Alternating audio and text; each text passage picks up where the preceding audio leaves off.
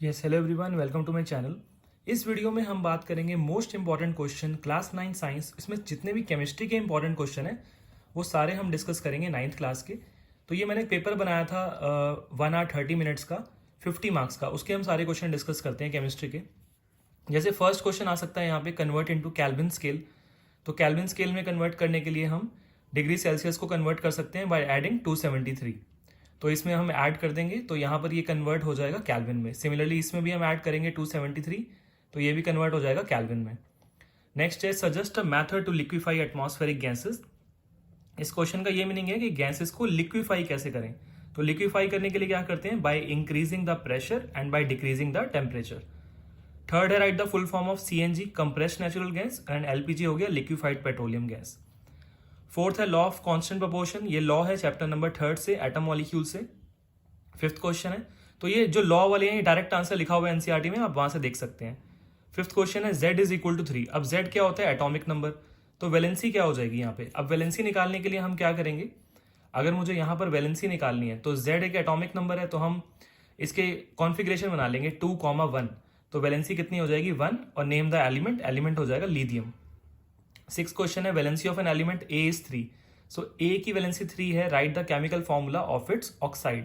तो हमें इसके ऑक्साइड का फॉर्मूला बनाना है। तो क्या करेंगे हम, जैसे कहीं पर मेरे पास यहाँ पे लेट से लिखा हुआ है ए, तो ए के नीचे वैलेंसी कितनी है 3, तो उसके ऑक्साइड बनाना है। तो ओ के नीचे क्या आ जाएगा 2, तो यहाँ पर ये इसके नीचे और ये इसके नीचे फॉर्मूला क्या बनेगा A2O3।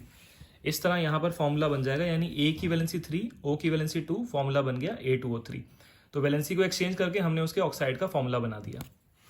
नेक्स्ट है 8th question, name the solute and solvent present in tincture of iodine. तो टिंचर ऑफ आयोडीन में जो सॉल्यूट होता है वो हमारे पास क्या होगा, आयोडीन, और सॉल्वेंट होता है अल्कोहल।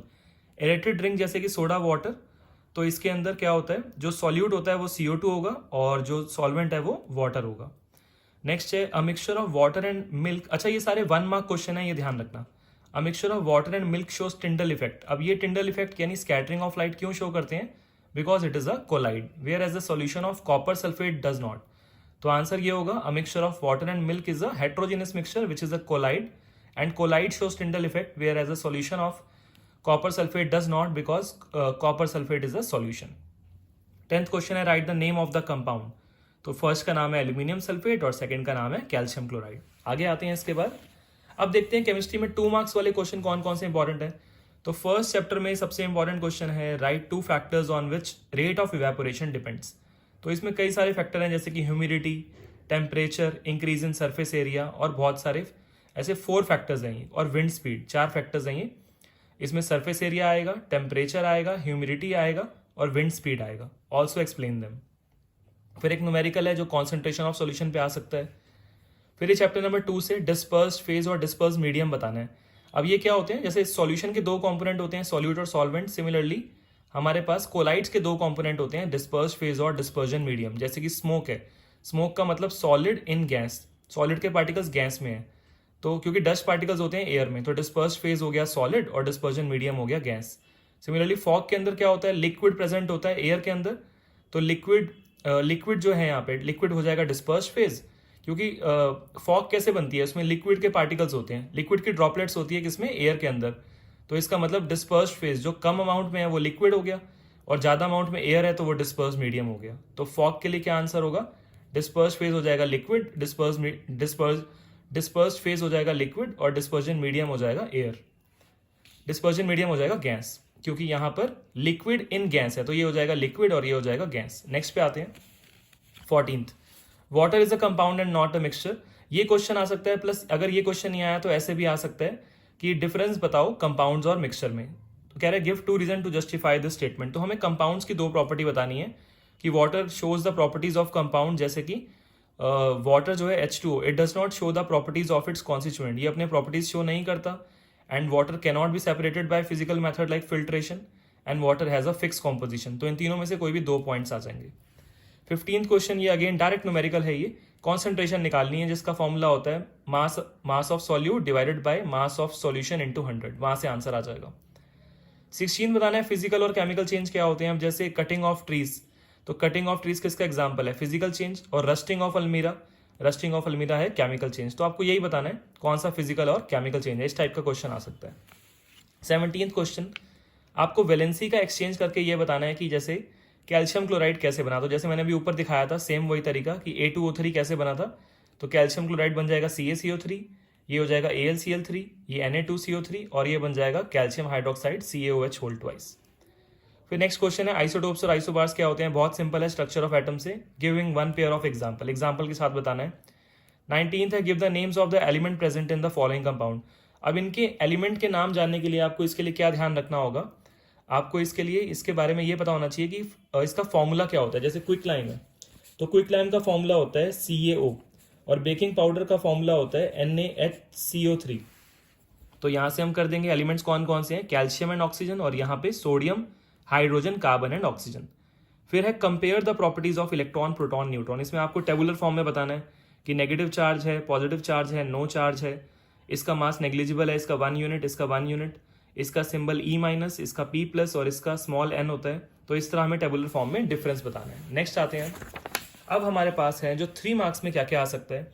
गिव रीजंस वाले क्वेश्चन आ सकते हैं, जैसे कि naphthalene balls disappear with time without leaving any solid, so it is due to sublimation. B part, we can get the smell of perfume sitting several metres away because perfume के particles air के particle के साथ intermix कर जाएंगे, तो it is due to diffusion. Third है a desert cooler cools better on a hot dry day because on a hot dry day का मतलब क्या है, टेम्परेचर ज़्यादा है और ह्यूमिडिटी कम है।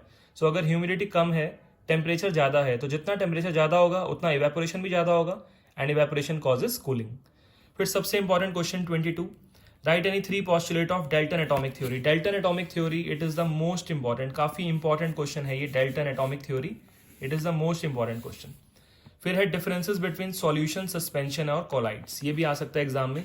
और एक न्यूमेरिकल आ सकता है एवरेज एटॉमिक मास के ऊपर, इसको ध्यान से करना, हाउ टू कैलकुलेट। मैंने अपने चैनल पे इसकी वीडियो बनाई हुई है, how to calculate average atomic mass. Next आते हैं, अब स्ट्रक्चर ऑफ एटम से ना कुछ इस टाइप के क्वेश्चन आ सकते हैं। अगर हम ध्यान से देखें तो ये आपको क्लियर हो गया, ये ऊपर वाले 3 मार्क्स के क्वेश्चन थे, और इसके बाद हम आते हैं 4 मार्क्स वाले क्वेश्चन। देख सकते हैं आप यहाँ पे स्ट्रक्चर ऑफ एटम से ना ऐसे क्वेश्चन आ सकते हैं, जैसे कि यहाँ पर ये दिया हुआ है, नीचे वाला नंबर होता है एटॉमिक नंबर, तो एटॉमिक नंबर हो गया 15, मास नंबर हो गया ऊपर 31, इलेक्ट्रॉनिक कॉन्फ़िगरेशन। अब इसको मैं सॉल्व करके हल्का सा दिखाता हूँ आपको। देखो यहाँ पर क्या होगा, जैसे 15 है, जैसे अगर मैं बात करूँ 15 एटॉमिक नंबर है, तो हम क्या कर सकते हैं, इलेक्ट्रॉनिक कॉन्फ़िगरेशन 2,8,5, तो ये इसकी इलेक्ट्रॉनिक कॉन्फ़िगरेशन हो गई। और वैलेंसी निकालनी है, तो इसको कितने चाहिए अपना शेल पूरा करने के लिए, 3 इलेक्ट्रॉन और चाहिए, तो valency will be equal to 3। तो फर्स्ट पार्ट का आंसर क्या हो गया, mass number 31, atomic number 15, electronic configuration ये आ गई 285 और वैलेंसी आ गई 3। इस तरह ये पूरा क्वेश्चन इजीली 5 मार्क्स में हो या 3 मार्क्स में हो, बहुत इजीली कर सकते हैं। सेम है क्वेश्चन नंबर 25, क्या कह रहा है, an atom of an element has 4 electron in the third orbit which is its valence shell. यानी 4 इलेक्ट्रॉन है थर्ड ऑर्बिट में और वो आखिरी शेल है, तो कॉन्फ़िगरेशन बनाना जरूरी है। तो इस क्वेश्चन में कॉन्फ़िगरेशन क्या बनेगी, यहाँ पर 2,8, कितने इलेक्ट्रॉन्स हैं, 4 इलेक्ट्रॉन है थर्ड ऑर्बिट में, तो क्या बन जाएगी 2,8,4। ये फर्स्ट पार्ट का आंसर है। फर्स्ट पार्ट हो गया। Second part, number of protons. अब ये एटॉमिक नंबर क्या बना 14, तो नंबर ऑफ प्रोटॉन्स भी कितने होंगे 14। नेक्स्ट आते हैं एटॉमिक नंबर, ये हम कर ही चुके हैं, 284 is equal to 14, so atomic number भी कितना आ गया 14, और ये 14 लिखा है मैंने, ठीक है। नेक्स्ट है वैलेंसी। अब देखो जिसके लास्ट में 4 होता है ना वो लूज करता है ना गेन करता है, वो 4 इलेक्ट्रॉन शेयर करता है, तो वैलेंसी कितनी आ जाएगी 4 वैलेंसी आएगी, valency will be equal to 4। तो इस वीडियो में मैंने आपको बताया किस किस तरह से इंपॉर्टेंट क्वेश्चन बन सकते हैं केमिस्ट्री क्लास 9 साइंस के। अगर आपको वीडियो अच्छी लगती है तो प्लीज़ इसे शेयर करना, और ये इसका पीडीएफ मैं ट्राई करूंगा कि इसका पीडीएफ या कोई भी कॉपी, इसका जो पीडीएफ या सॉफ्ट कॉपी मैं आपको इसमें लिंक में डाल दूंगा। और वीडियोस के लिए प्लीज़ चैनल को सब्सक्राइब करें और वीडियो को लाइक कर देना। Thank you.